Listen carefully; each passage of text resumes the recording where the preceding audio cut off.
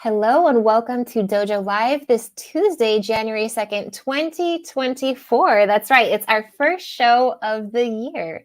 Thank you for joining us. My name is Kim Lantis and I'll be co-hosting along today with America Guerrero. Hello, Kim. Hey, Marvel. Nice to be here. It's nice to be here. The first show of the year.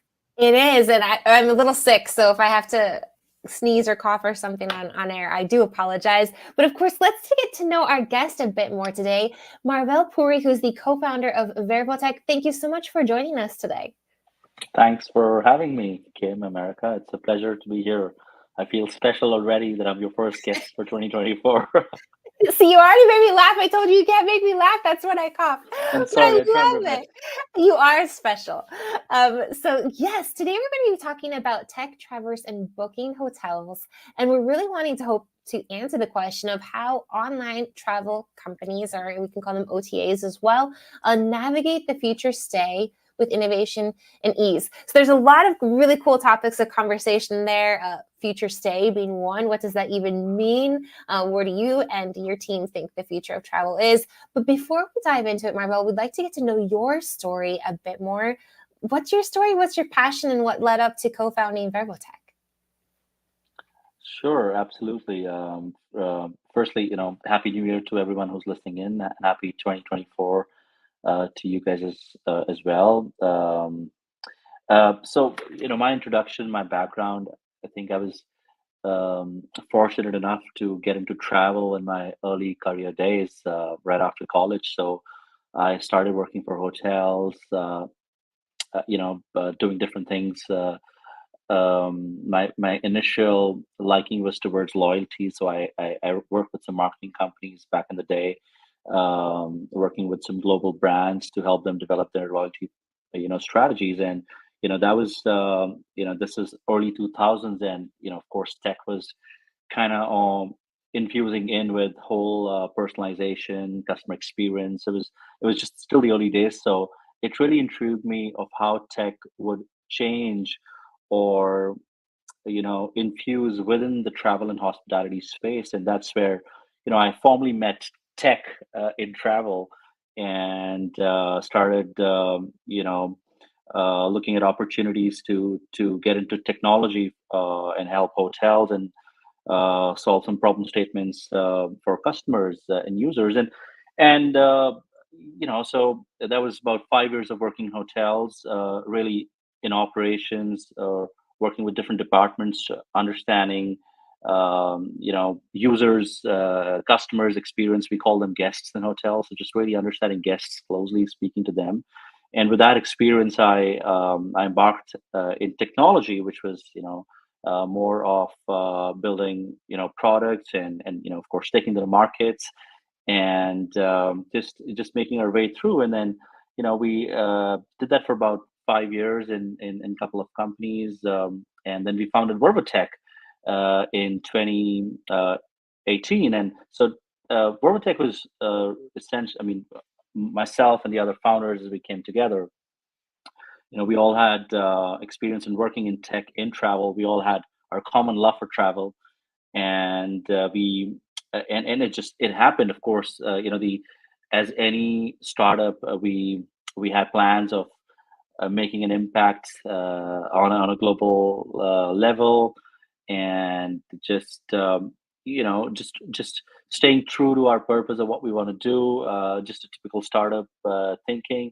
And I think that kept us going. So that's really what I know I covered a lot of, but in a very trying to shrink wrap that. But yeah, it's just been the love for hospitality for me personally, and just having to see how technology is changing the way the dynamics or economics of hotel sales work, and being just placed in that ecosystem, and working with different type of customers day in and day out. That's right. I think a startup 2018, and then I think pandemic 2020. You're only 2 years in. Of course, nobody needs to say it twice that the travel and hospitality industry really took a hit with that. But it's awesome to see that 5 years later you're here, or almost six. I guess it's 2024 now. But let's talk about Yeah. Vermotech and the problem that you solve exactly. What So of course, without having to, in the best interest of audience, and I like to keep it very generic in terms of what we're trying to, what we solve, or where we are heading, right? So I think so. Simplicity is essential in anything that we buy online, right? And clarity and transparency as well. And I think, and any technology, which is a product, as we are, where we're trying to solve a problem, we're really trying to take friction out in a process. So what we do is, from we're trying so our object so our product solves, um, a, a critical user problem of navigating hotels and really booking what they need, right? It's a B2B product, which is licensed by travel companies, where they and that's really the bedrock of how they define their merchandising strategy, or their databases of hotels and content. So it plays a very crucial role in the hotel sales for travel companies. It touches users very closely. So what our taglines, we're standardizing the global accommodation data. So when you're buying something online, what are you buying, is where we're going, and what we're trying to define, and getting as close as possible to the commodity for the user and for the seller as well. Very cool. So just to be clear, when you're talking about user here, we are talking about hotel guests, correct? Yes. So what we're talking about is, from a guest. So as a user, as a booker, for example, if I was to book a hotel, I go to a marketplace, I go to a brand.com, or I go to an OTA.com, and I'm looking at hotels in a city, and I have these, list of hotels, thousands of hotels that are on their shelf, right? And there are these suppliers and brokers and bed banks that are trying to fill that shelf, right? And there's consolidation, and there's different suppliers that are providing this inventory. And what is really needed for a travel company, when they're filling that shelf up on their online travel marketplace, they need technology to simplify that aggregation, to take the right product to the customer, right? So that's really a pain point for a travel company. That, all right, I've got this, millions of hotels on my platform. How do I really Mhm. make appropriate a sense out of this? What is it my users really looking at? So that's from a business standpoint. And for a user like yourself, when you're online, when you're really trying to book a hotel, you want to be sure what kind of room you're really going to check in. How big is the room, what's the view going to be like, what you're really paying for. So just more confidence in what you're buying, just to, you know so just bridging that gap, both between the travel seller and the buyer, is where we become instrumental as technology or product. I liked what you said about simplicity is essential. And I'm wondering if, when companies are navigating in the future state with innovation and exploring and investigating what's the customer behavior, do you think that there is still a need out there to train the minds of the customers in terms of using technology to book hotels? Is that something that more and more the customers are like getting used to it using technology, or do you think that there is still a need to train them with technology? Did I make sense? It's a very, you do, and thank you. I think, I wasn't planning to kind of bring this up, but I'm glad you asked, right? If you see, our buying behavior, right, is influenced a lot by how these top five marketplaces are in the world, right? I mean, we are all buying, um, from the Amazons and the the different such platforms, right? And uh, because we're shopping through these platforms, our daily goods and services, there is an influence in the way we're looking at buying more product and services integrated into our lifestyles. Of course, hotels something that you buy twice a year or four times a year, or maybe more if you're an avid traveler. But really, because you're buying the other products and services which are your daily needs in a certain manner or certain experience, you're you are moving towards buying, or you want to have a repetitive or similar experience in buying the hotels as well. So a lot of our a lot of our buying behavior, if I may say, is influenced by how we are shopping other items in our daily lives.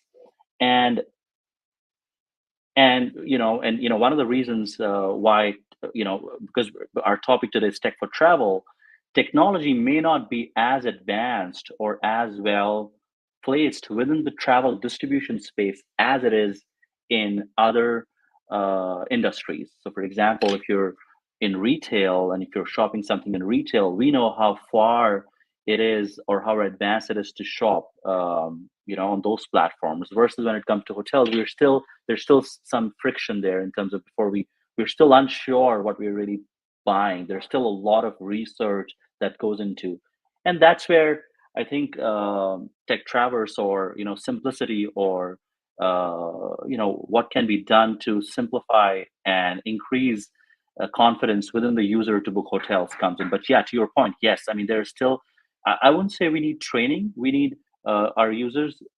the bookers are already, I mean, you'd be I personally think our users, or any user, knows more than the travel company themselves, because they're not going to buy a hotel for the first time, or if they have, they've definitely, if I'm buying a hotel online, I've definitely shopped a lot of uh, products and services online before. So this is, buying something online is not alien to a user, right? It's what confidence is a marketplace or brand.com can kind of bring in front of the customers is imperative. Like what I'm hearing is, you mentioned earlier in the show about 20 years or so ago, and I think even today we hear this word all the time, and that's personalization, which was this need in the industry. We now shifted to something called sort of simplicity. And what is this future state? Is it simplistic now? Is it consistent? Is it about trust? And then how is what Vervotech's doing in the terms of hotel mapping helping with this? So I guess my two questions is, when you are talking about the future stay, what do you envision, and what is happening with hotel mapping that actually makes this innovative and easier? Yeah. In the context of what futures, what I look at when I look at future state, it is the context here is, how do customers buy, right? And what are they buying, right? That's one narrative to see here, and the other is, what can travel companies or online travel companies do to cater that, or to come true to what to come to pass to what customers are looking for, right? And and I think uh, not much has changed. Of course, it has evolved, right? I mean, if you look at hotel as a product or a service, right? There was a birth of Airbnb. There was then Oyo, which are different product categories that came out of accommodation as a category. So you have accommodation, and there was a clear economic need and a user need where uh, guests wanted an alternative booking or alternative accommodation experience, and it was a marketplace that existed. There's a product that came in that swapped the entire, that was a true disruption. And then we have case studies of Oyo that came in and doing something in the same space, and this evolution will continue to happen. We obviously don't know what's coming next, but what we can do is, as online travel companies, we can capitalize or look at these evolutions of products as opportunities to capitalize and take our platforms to customers, take a ready platform to customers. So I think what is critical is personalization. It remains still imperative. uh, with the latest, I would say, um, with the recent findings or accessibility, I would say, to these libraries that are available now from different, you know, generative AI tools. These integrations can really give a you know a, a jump rope to these customers, online travel companies, to start using them and step up in personalization. So when we talk to our customers, we strongly encourage to look at conversational bots. We talk to our customers to talk about to integrate with AI libraries. But ChatGPT is a beautiful example. We we talk to our customers, and we advise them on using language libraries. You, Online travel, I mean, travel itself is a global thing, right? So you're looking at multi-language, multi-currency, you know destination information. So all these informations are now available. It is available for travel companies to access, which wasn't back in the day, right? It was a lot of work to really get that information. Now it's really available. These are pretty modern APIs available to fuse in and just take it to the customer.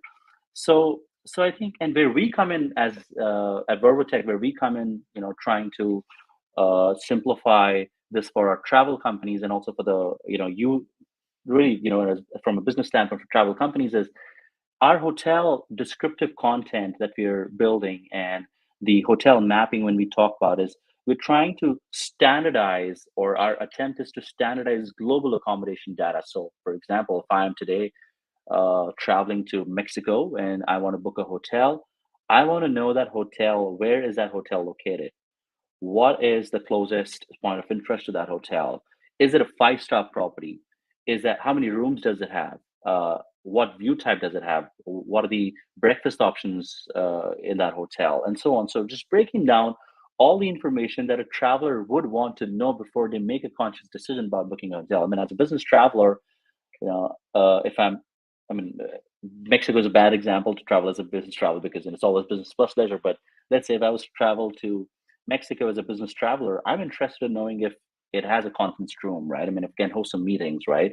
If I can call my guests over, etc. But if as a leisure traveler, my needs are totally different. But how do I, as a marketplace, or as an OTA.com, able to use the personalization of my member, of the guest who's on my website, to give that information away, so that I can convert them into potential booking? Because really, I mean, these own OTAs, we're all working towards to reduce the time to book, to increase our look to book, right? So how do I give the appropriate information to my user who's online shopping, for them to book a hotel? And that's where we come in. So we normalize all of this data using our technology, so there's higher chances for their customers to book hotels. Long answer. That is really interesting. And you're aggregating all of this information essentially so that what I need as a guest, as a shopper, is presented to me on said site, so that I'm That able is to make my decision better. And so, that in theory, whichever site is giving me the best experience in terms of my decision making, that's the site that I'll be more faithful to, regardless of the property itself. It's about how they're presenting properties. And so the onus here is on the online travel company, not on the vendor side. Absolutely. And you've nailed it, right? Absolutely, right? You go to an OTA.com one and OTA.com two, trying to book the same hotel, you're probably going to get the same price at both properties, right? And what's going to really happen is, you're looking at attributes like, all right, where do I find the appropriate information? For example, where do I have more price transparency, right? I mean, you have a OTA.com giving you a price of, let's say, $100, and by the time you're at checkout, you're seeing $198, right? And then you have a brand.com or an OTA.com is saying it's $100, and it's also giving you an all-inclusive pricing, $198. So you already know, right, when you're going to the checkout page, versus when you're here, you're going to be really kind of in two minds, right? It was $100, I'm paying 198, and I'm now looking at what the breakup is. Versus if I had that information right when I was searching and booking, was sliding in. And that's a very small example. I mean, it could be, does it have a support to modify, right? Does it have a support to cancel? what is included in my stay. So all that, and this information is available. It's just how do you best use to your advantage, right, when you present to your customer. And that's really where we come in, by normalizing this data, giving them enough, because all this data is sitting in silos, right? It's available but sitting in silos. So for a travel company, it is a heavy engineering to really do this, and it needs continuous effort, development, changes, adaptions, and we kind of productize the whole service, right? This is the raw data that you get from all over the world within your suppliers. You use our tech, and then we simplify a lot of it so you can drive an experience which can really get your customers to book more and with I Nice. want confidence.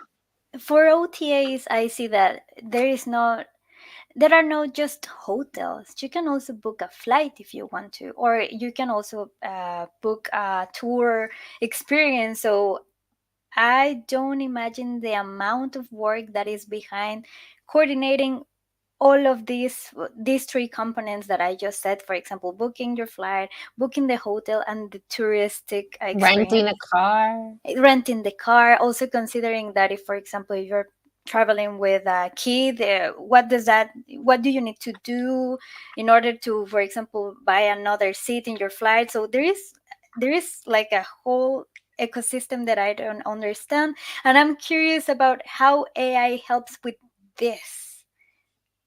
How Yeah. Go ahead. Yeah. So basically, there are product verticals, right? So there's, if you look at travel, I mean, there is still, well, let's look at inspiration, right? I mean, the travel really starts from inspiration. So you're inspired to travel, and then you start trying to figure out the logistics, right? And there is technology which is built for inspiring the traveler, and there's technology that is built to meet those inspirations within the platform booking process, and then, of course, the whole post booking, which is operations. Now, what is happening is, if you hotels, I mean, I think uh, there is a so if you look at hotel or accommodation as a segment, and it is there is a lot of choice available, right? For flight, for example, if I want to travel from point A to point B, I have, seven flights that suits my need, and I would take probably one of those. So there's not much of, thinking there. There comes the loyalty, which is, again, which airline do I have, more. uh I mean, I'm personally not driven by miles, but somebody could be driven by, what miles do they have. Somebody may be driven, faithful to a certain airlines, Yeah. nomadic But it's being certainly so. less confusing. You're like, the Exactly. reality Yeah. is I got to get from this one A to this one B, and the ways to get there are relatively limited. Defined. Exactly. But what I have when I'm in destination is a whole different, gimmick, because what activities I'm going to do, are they safe, for example, how accessible are they from the hotel? And when it comes to hotels, even when you're booking a hotel, right? I mean, there is a big brand. What travel companies don't understand is that the hotels are building hotels, and so many brands is is because the way they run hotels, that's the way they're running hotels. It's not really guest centric from a booking standpoint, right? Because for example, if there are about 1,000 brands today, right? I mean, Accor has, I don't know, about 40 brands, and you know I personally think that it could be a very bold statement to make. It's confusing to know all the brands, and there are brands competing with each other. So there's a whole brand loads that's going on, right? And the moment I travel as a travel company, I start thinking that there are, let's say, 1,000 brands, and I want to integrate those 1,000 brands and bring that experience to customers. I've already lost my game as a travel company, or as an online travel company. You're really looking at the problem statement that exists, or you're really trying to simplify it for the traveler, right? A traveler wants to, as a travel company, I want to understand the traveler. Is it budget? Is it is it economy? Is it budget? Is it luxury? Or that's really what it is. I mean, if you and at the other side, what hotels are doing is they have budget, they have super budget, under budget, economy, premier economy, and there's a whole different scale of hotel guides that they've built, which even leaves consumer confused. So as an online travel company, where I can be instrumental is to win that business is just try to normalize this data as much as I can, which is user friendly, booking friendly, and and my user can book it. And yes, I mean it's a lot of heavy work in the background for a travel company. And just like our services, just like we encourage our customers to use other libraries or other, you know, off the shelf personalization services, we work with customers to offer our services where they have an acceleration of where they want to go with the customer, and drive experience for the bookers, which is users online. But yeah, it's it's a lot of travel suppliers. It is on the hotel space. Airlines is relatively simplistic. It's a lot of suppliers within the activity space as well, which is also getting fairly tough by the day. But yeah, tech's really playing a critical role in simplifying those. And Vervotech, we want to be at the forefront of solving those for travel companies and making it as easy as possible for the bookers, I'd say the guests who want to book, customers who want to spend that night at those hotels, as easy as possible to make a decision. It's interesting. And I think a lot of this, if looking back at the beginning of the show, is based in your background of loyalty, coming to the booker and to that experience.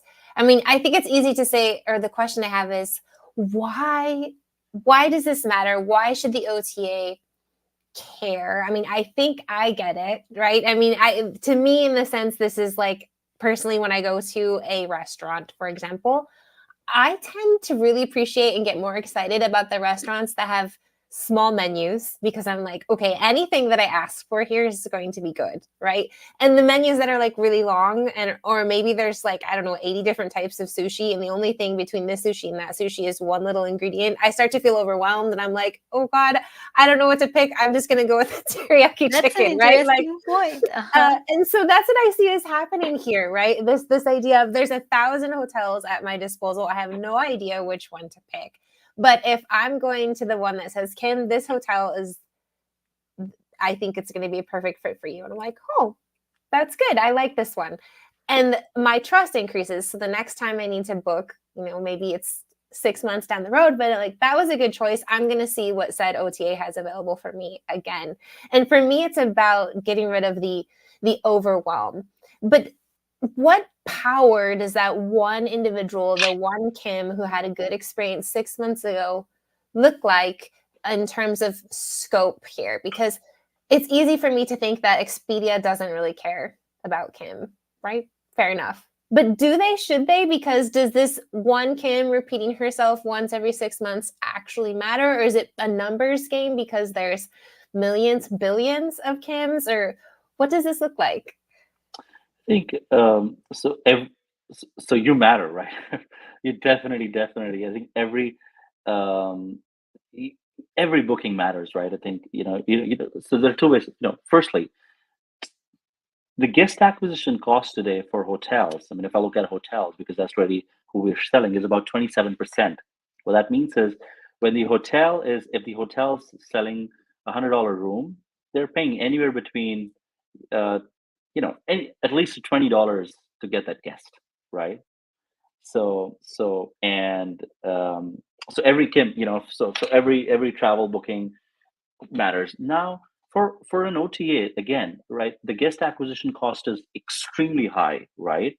So if they were to win your business today, they would spend, a dollar. I mean, they would spend their dollars to win your business in whatever capacity or whatever channel they got you from. This channel could be a channel, an invite, a discount, or campaign, but they definitely paid a top dollar to get you as a customer. And if they've lost you, there's to win you back, there's going to be cost again. So first, we have to understand that that's a very critical factor for travel companies, especially travel is a low margin kind of commodity they were looking at. So that's really that's the first reason. Secondly, I think it's if you look at the innovation, right, the innovation that can come from hotels or the Airbnbs and the vacation rental companies are the innovations, or let's stick to hotels. The innovation that could come from hotel brands and chains is really the innovation around the guest experience in a hotel, right? Uh, it starts with from the moment you check in, how you receive, how easy was it to get your key, was there a queue to really just get a check in, how long did it take you to really get into your room, and so on. So those touch points are within the hotel, and during your stay there, they gather those touch points, collect those touch points, and based on that they improvise and personalize, right? But they, in a lot of cases, I would say majority of times they have no access to your inspiration, right? What really got you that hotel? And that sits with the online travel company, right? So I think it's very important for travel company, for them to get the market share, for travel companies to get the market share and the user behavior, to understand how you're going to book, to look at those trends, to increase the ARR, right? Because how do they see a hotel? Uh, the commodity is sitting here, which is really isolated from what the user is really looking at right now, because you're looking at these marketplaces. So your interaction with online travel company is really where it starts, right? And those touch points that they have with you are, they're worth in weight in gold, because that's where they define their entire customer acquisition strategy. So every traveler for them is critical, from coming in, from where they're coming, what's the purpose of travel, how do they segmentize. The segmentation at the same time is getting complex by the day, right? I mean, simply because the life cycle of products is shortening, right? And so is the experience is changing. You want to, where you wanted to experience maybe 5 vacations in 10 years, now you want to do 10 vacations in 2 years, kind of. You want to diversify your experiences, right? So, and that's where, if the travel company doesn't know you, how do they go about cross selling you your next vacation? If they don't know who Kim is very well, I mean, let's say you travel with a ota.com for business, and you will travel for leisure, and if they don't know you, they're never going to be able to sell you their vacation package, right? So I think it's very important for them to know you, to increase their the wallet share of your appetite, your spending appetite, and b, just to also be competitive to what the future holds, how the future stays evolving, right, with the customers. So I think it's more important than having a new customer is to retain an existing one, and Mhm. because they already Yeah. got you, as a customer. Yeah. I love it. I love it. And, if I could simplify what I'm hearing today with Vervotech and the future staying, what this means for OT travel, or excuse me, online travel companies, would be to tell a story, right? To understand my story and let me see the story that I like to read on the site as it unfolds before me. And Yes, that's what you help absolutely, do, right. write the story. Absolutely, and this is, uh, and it's amazing when how, when you, if you're a member of a certain platform, right, you're so, you're so used to a certain. I mean, it'd be very odd for somebody. I think I'd be, for something that you're used to buying a certain service and a product, Mm. you probably won't like if the price goes up erratically, right? Or if you're uninformed about certain changes. And I think that is an expectation that comes along with other marketplaces and online travel companies in this context as well. I mean, I would be very, a user and this is backed by, where customers are dropping out is basically, there's an increase in price on the checkout page, or, they're showing you some options which are totally, opposite poles. I mean, you're traveling for Yeah. leisure, they're showing you business hotels. For example, I mean, if you're traveling with a family of if you're traveling with a family, you don't want to see a conference room as your first image on the website. You want to see you Exactly. want to see a pool, you want to see a beach, you want to see a pool, and the opposite, right? So, and if you're a dog loving person, there is definitely ways to understand that. I mean, maybe they show you a picture of a dog walking in the lobby, and these are some very small examples that can be built with personalizations and tools, and